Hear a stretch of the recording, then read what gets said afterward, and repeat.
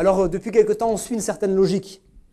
Voilà pourquoi je parle d'assiduité. On a parlé de la guérison, je ne vais pas revenir dessus. Guérison physique, guérison morale, guérison spirituelle. Et après, on a dit guérison, oui, mais après. Parce qu'en fait, il y a un après. Ça ne doit pas être que dans un sens. Dieu t'a guéri, mais qu'est-ce que tu as fait après ça? Et la semaine dernière, on a parlé du pardon. Et ce soir, je voudrais dire pardon, oui, mais après. Qu'est-ce qu'il y a après le pardon? Alors, je vous invite sans plus tarder à prendre un texte dans l'évangile de Luc, au chapitre 7, et du verset 36 au verset 50, une lecture assez longue, mais qui va nous permettre de poser un peu le décor. Évangile de Luc, chapitre 7, verset 36 à 50. Je répète encore, sans viser personne, on vient avec la Bible. C'est toujours bon de venir avec la Bible. Si vous avez l'habitude de lire sur le téléphone, ce n'est pas un problème. Moi, je ne suis pas contre la nouvelle technologie, mais venez avec la Bible. Venez avec la Bible. Ne suivez pas seulement sur l'écran, venez avec votre Bible. Luc, chapitre 7, verset 36. Un pharisien pria Jésus de manger avec lui. Jésus entra dans la maison du pharisien et se mit à table. Et voici une femme pécheresse qui se trouvait dans la ville, ayant su qu'il était à table dans la maison du pharisien, apporta un vase d'albâtre plein de parfums et se tint derrière aux pieds de Jésus. Elle pleurait et bientôt elle lui mouilla les pieds de ses larmes, puis les essuya avec ses cheveux, les embrassa et les oignit de parfum. Le pharisien qui l'avait invité, voyant cela, dit en lui-même, retenez bien, il a dit en lui-même, c'est pour vous montrer qu'il y a là, dans ce texte-là, un don spirituel. Là, je parle aux chrétiens, apprenez à trouver dans les textes les dons spirituels qui sont exercés, mais qui ne sont pas forcément dit qu'à ce moment-là, il a un discernement. Il a une parole de connaissance. Parce que cet homme réfléchit en lui-même. Et Jésus va avoir la connaissance de cette pensée. Il dit en lui-même, si cet homme était prophète, il connaîtrait qui et de quelle espèce est la femme qui le touche. Il connaîtrait que c'est une pécheresse. Alors non seulement il savait qui était cette femme, mais il savait aussi ce que ce pharisien était en train de penser dans son cœur. Parole de connaissance. Jésus prit la parole et lui dit, Simon, j'ai quelque chose à te dire.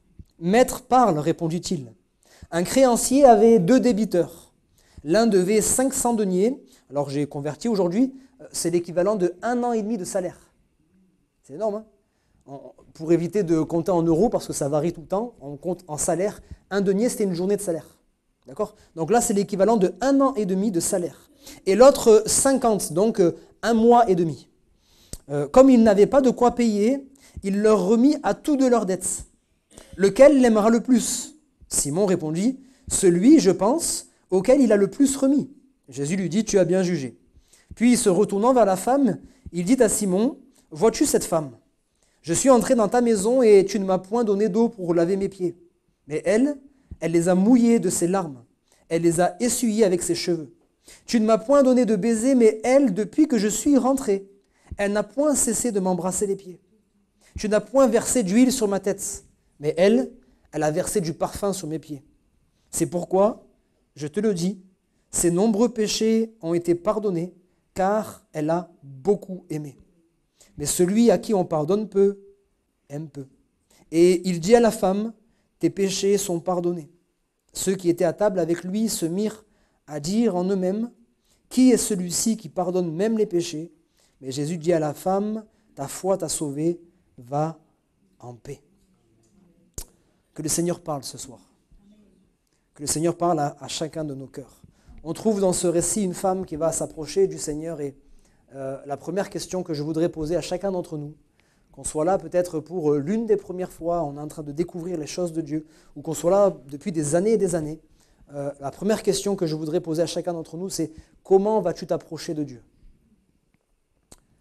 Est-ce que d'ailleurs même tu comptes t'approcher de Dieu ce soir? Est-ce que tu es venu avec à l'esprit le désir de rencontrer Dieu pour la première fois ou pour une fois de plus? Ou est-ce que tu es venu simplement participer à une réunion? Comment est-ce que tu comptes t'approcher du Seigneur? Il y a plusieurs manières de s'approcher du Seigneur. Tu peux t'approcher du Seigneur avec orgueil. Alors c'est peut-être pas un grand orgueil, mais c'est un orgueil qui dit en fait moi ça va, je gère très bien ma vie comme je le veux, ça va, ça se passe plus ou moins bien, même quand j'ai des difficultés, j'arrive à prendre ces difficultés à bras le corps, ça va, j'ai pas besoin du Seigneur Jésus, je gère ma vie comme je le veux.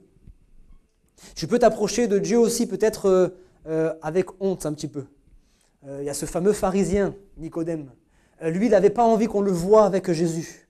Parce que vous savez, à l'époque, les religieux, ils étaient très sévères. Et si on voyait un religieux, en tout cas un chef religieux avec Jésus, on pouvait même le rejeter de la communauté, le rejeter de la synagogue. Donc Nicodème ne voulait pas qu'on le voit avec Jésus. Alors qu'est-ce qu'il a fait? Il s'est approché de Jésus, oui, mais il s'est approché de nuit, loin de tous les regards. Et je voudrais dire à quelqu'un ce soir, même si tu es réservé, même si tu es timide, et que peut-être tu ne montreras à personne que tu t'approches de Dieu, approche-toi quand même de Dieu. Approche-toi quand même de Dieu, parce que Dieu n'a jamais renvoyé personne. Qu'on s'approche avec timidité, qu'on s'approche avec honte ou je ne sais quoi encore, Dieu reçoit. Et il y a cet homme aussi qui est venu, il s'est approché de Dieu avec incrédulité.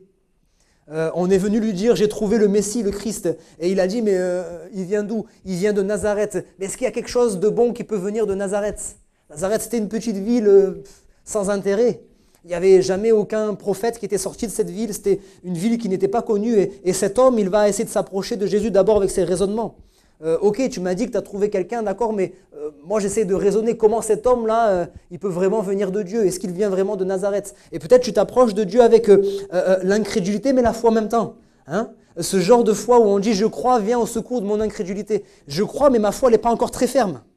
Il faut, avec le temps, quand on marche avec le Seigneur, que notre foi devienne ferme. On ne peut pas, après 1 an, 2 ans, 10 ans de conversion, avoir toujours une foi qui est en train de faiblir. Non, notre foi doit venir ferme. Parce que normalement, on est censé s'ancrer dans la parole de Dieu. Et la foi vient de la parole de Dieu. Et plus je prends du temps à méditer la parole, plus ma foi devient ferme. Ça ne veut pas dire que je rencontrerai des moments difficiles. Oui, il y a des moments, peut-être, je vais un peu trembler, mais je dois rester ferme quand même. Par contre, quelqu'un qui s'approche de Dieu, il a envie de dire « je crois, mais quand même, Seigneur, j'ai besoin d'un petit coup de main ». Je crois, mais Seigneur, j'ai besoin d'un petit clin d'œil. Je crois, Seigneur, mais je veux quand même toucher du doigt. Et si tu viens comme ça, mais le Seigneur va te recevoir aussi. On a 2 personnages clés dans ce récit, en dehors de Jésus. 2 personnages complètement différents, complètement opposés en fait. On a un pharisien. Un pharisien, c'est quoi? C'est un religieux, comme je l'ai dit, de l'époque. Quelqu'un qui est très légaliste, qui est beaucoup dans le jugement, qui est beaucoup, voilà, il faut le paraître. Il faut paraître bien, il faut essayer d'être parfait, de se montrer. Et puis on a une pécheresse. Une femme qui est là, qui vit dans le péché. Son péché, on ne sait pas ce que c'est. Est-ce qu'elle est adultère? Est-ce qu'elle est prostituée? Je ne sais pas. Peu importe, mais elle vit dans le péché. Et apparemment, ça se sait. En tout cas, ceux qui sont de sa ville, ceux qui sont de son village, la connaissent comme une femme qui vit dans le péché. Et c'est 2 personnes complètement différentes et qui vont recevoir Jésus-Christ d'une manière complètement différente. Et il y a des personnes qui ont besoin de recevoir Christ dans leur vie, et il y en a d'autres qui ont besoin peut-être de revoir leur accueil de Jésus dans leur vie. Je parle à tout le monde ce soir. Peut-être si le Seigneur n'est pas encore entré dans ta vie, il faut que ce soir tu l'acceptes dans ta maison, tu l'acceptes dans ta vie. Et il faut que ce soit un fait. N'attends pas que tu ressentes quelque chose. Quand tu reçois Jésus-Christ dans ta vie, même si tu ressens rien, tu dois croire ça comme un fait. Ça veut dire que demain, quand tu vas te réveiller, tu ne te réveilles pas comme ce matin ou hier matin. Tu te réveilles en tant qu'enfant de Dieu parce que Jésus-Christ est venu dans ta vie maintenant. Amen. Mais toi qui as reçu Christ dans ta vie, peut-être même depuis des années, comment l'as-tu accueilli? Comment est-ce qu'il est dans ta maison? Est-ce qu'il est un invité d'honneur? Ou est-ce qu'il est là, effectivement, il est présent, mais il est dans un coin et comme ce pharisien, tu ne tiens plus compte de lui. Tu ne l'honores plus. Cette femme, elle ne va pas recevoir Jésus-Christ de la même manière. Elle est pleine d'humilité, elle reste derrière. Elle s'est approchée par derrière. Si certains se sont approchés de nuit, d'autres se sont approchés peut-être avec incrédulité, etc. Elle s'est approchée avec humilité par derrière. Elle est restée au pied de Jésus. Elle ne se sentait pas digne. Elle s'est humiliée devant le Seigneur. Et la Bible dit, humiliez-vous sous la puissante main de Dieu et il vous élèvera au temps convenable. La Bible dit que Dieu résiste aux orgueilleux, mais il fait grâce aux humbles. Et cette femme, elle est restée là au pied du Seigneur et elle s'est mise à pleurer. Moi, je ne crois pas qu'elle pleurait pour des choses futiles. Moi, je crois qu'elle pleurait sur son péché. Elle pleurait sur sa misère. Elle pleurait sur le constat de sa vie. Elle était en train de se rendre compte qu'elle avait besoin de Jésus. Elle n'est pas venue jusqu'ici pour rien. Elle savait très bien, on savait comment ça fonctionnait. On savait que les pharisiens étaient des gens qui jugeaient. Et elle n'a pas voulu être ici pour se faire humilier par un pharisien pour rien. Elle savait qu'elle prenait le risque d'être humiliée, elle savait qu'elle prenait le risque qu'on la renvoie, qu'on la jette, mais elle a pris ce risque parce qu'elle avait compris la nécessité de recevoir Jésus-Christ dans sa vie. Elle a pleuré et elle a lavé ses pieds. Alors peut-être ça peut nous paraître bizarre aujourd'hui. Que même Jésus d'ailleurs, il demande à ce pharisien, tu aurais dû me donner de l'eau, etc. Ça peut paraître prétentieux, mais c'était la coutume à l'époque. C'est juste très logique, les chemins étaient terreux, on n'avait pas des baskets Nike, hein. c'était des sandales. Alors, les pieds étaient pleins de terre, etc., etc. Et très souvent, ça a été le cas là, quand on nous accueillait, on allait boire au moins le thé, ou en tout cas manger. Et vous savez, à l'époque, on mangeait pas sur des tables avec des chaises et tout ça. Hein. On mangeait par terre. Et la position, ça c'est pour que vous compreniez aussi qu'il y a des choses qui sont très logiques. La position, on était sur le côté, et du coup, mes pieds étaient à côté de la tête du convié. Alors, bien évidemment, on n'avait pas envie de manger avec les pieds sales. C'est logique, hein. Alors la coutume, c'était quand une personne arrivait dans notre maison, soit on avait un serviteur qui était capable de laver les pieds, soit si on voulait vraiment honorer l'invité, nous-mêmes on lavait les pieds de l'invité, ou bien au moins on lui laissait de l'eau pour se laver les pieds. C'est ce que Jésus a dit. Au moins tu aurais pu me donner de l'eau pour me laver les pieds. Mais je n'ai rien fait de tout ça. On dirait que cet homme-là, lui, il pensait que, en fait, c'est Jésus qui était privilégié de venir chez lui. C'est comme s'il faisait une fleur à Jésus. C'est déjà bien que tu viennes chez moi, je suis un pharisien, je suis un homme respecté dans ma ville, je te reçois chez moi. Mais en fait, c'est pas comme ça. C'est nous qui sommes privilégiés que Jésus-Christ entre dans notre vie. C'est nous qui sommes privilégiés d'être dans sa présence. Quand on lui offre notre vie, on ne lui fait pas de cadeau. Hein. Sinon, voici le cadeau. Hein. Quand j'ai donné ma vie au Seigneur, je ne crois pas que je lui ai fait un cadeau. Seigneur, franchement, c'est loin d'être un cadeau, mais s'il te plaît, justement, fais-moi le cadeau de l'accepter. Fais-moi le cadeau d'accepter ma vie. Reçois ma vie brisée, reçois ma vie sale, reçois ma vie qui est complètement éloignée de toi. Vous voyez la différence entre ces deux personnes? Deux personnes qui vont recevoir le Seigneur Jésus, mais de manière complètement différente. De manière complètement différente. Et cet homme, il va dire, s'il était vraiment prophète, aussi que maintenant, il va même remettre en question la personne de Jésus et son identité. Il saurait qui est cette femme et de quelle espèce elle est. Vous imaginez à quel point, quand même, les mots, ils parlent, hein. C'est de l'abondance du cœur que la bouche parle quand même. De quelle espèce? On n'a pas besoin d'être avec ce pharisien, vous êtes d'accord avec moi? On arrive à se projeter dans cette maison, on voit un homme imbu de sa personne, qui vraiment il est élevé. De quelle espèce? C'est terrible comme parole quand même. Hein. De quelle espèce? De quelle race? De quelle espèce?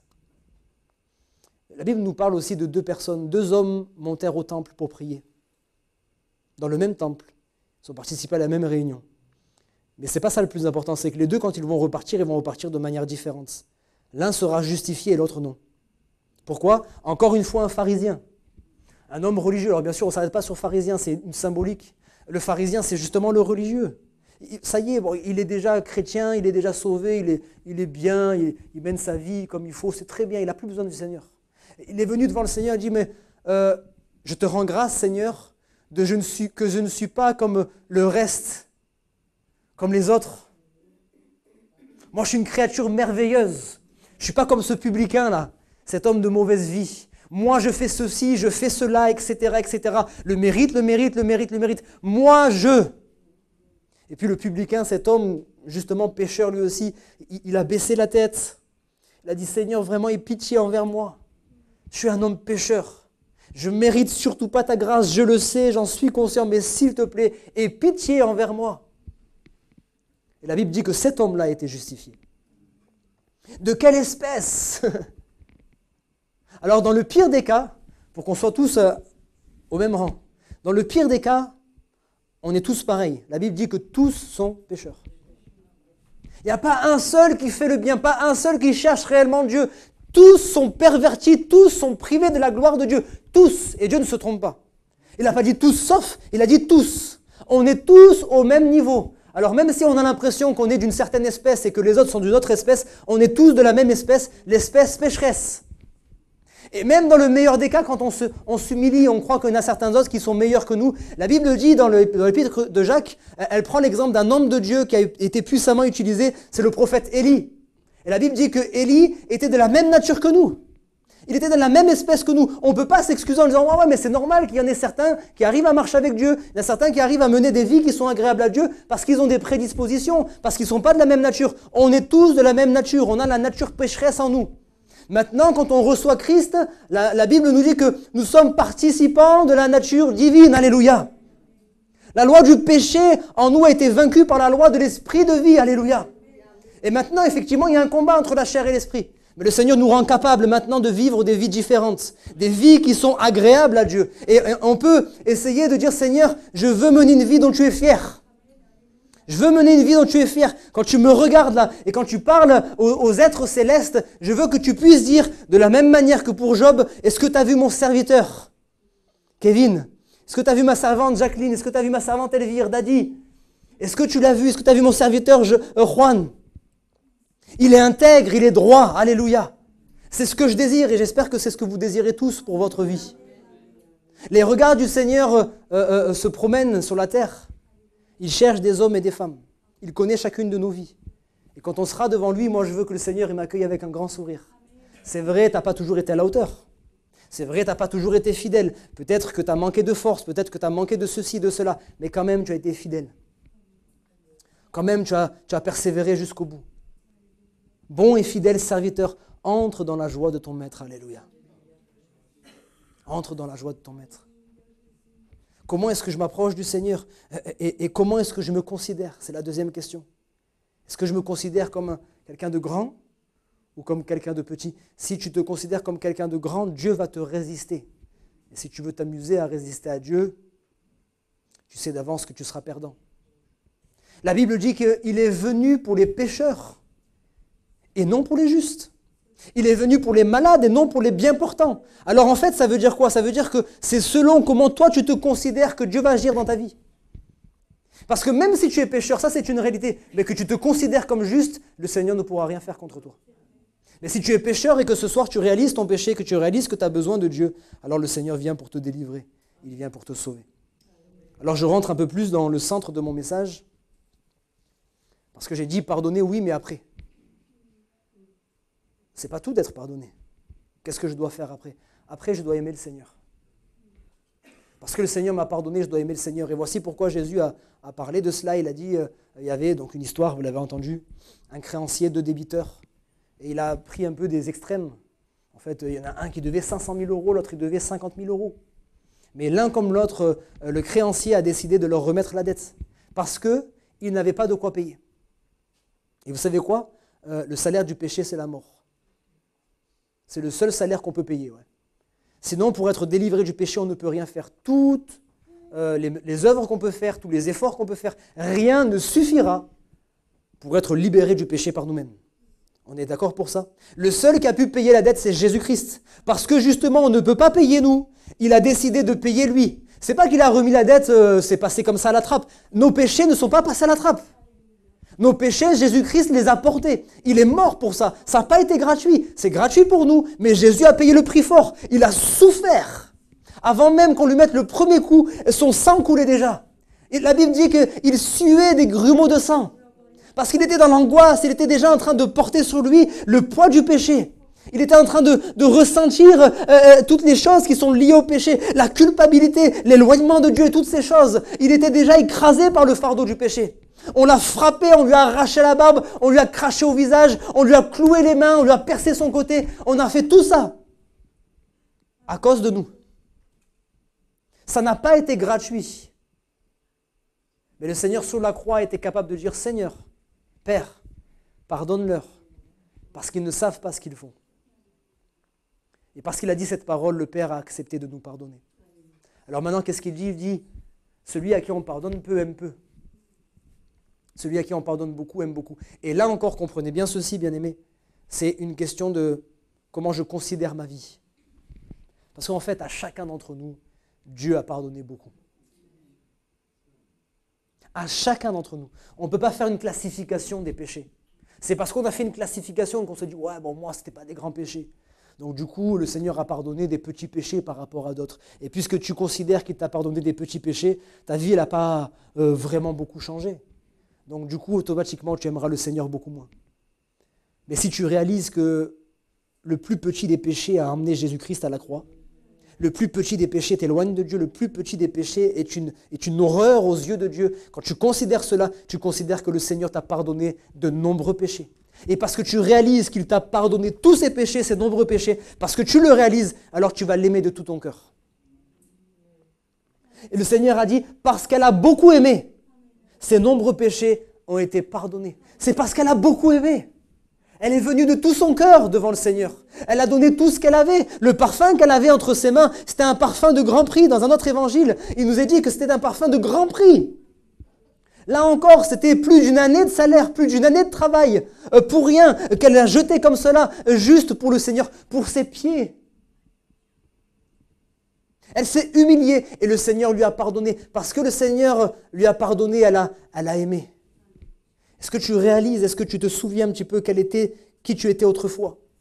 Et même d'ailleurs qui tu es encore aujourd'hui. Tu n'es toujours pas parfait. Et chaque jour, le Seigneur te pardonne des fautes. Chaque jour, le Seigneur te pardonne. Même si tu as l'impression que ce sont des petites fautes. Chaque jour, le Seigneur te pardonne. Chaque jour, le Seigneur est patient. Il y a des leçons qu'on aurait dû apprendre depuis tellement longtemps. Et il nous dit à nous aussi ce soir, homme qui êtes lent à comprendre. Homme sans intelligence, qui êtes lent à croire, lent à comprendre. Le Seigneur nous fait aussi ce reproche certaines fois. Et pourtant, il patiente. Il patiente, même si on a mis du temps, il patiente. Leur pardonner, oui, mais qu'est-ce que je dois faire en retour? Je dois maintenant l'aimer de tout mon cœur. Je dois offrir ma vie pour lui. Il a offert sa vie pour moi. Je dois offrir ma vie pour lui.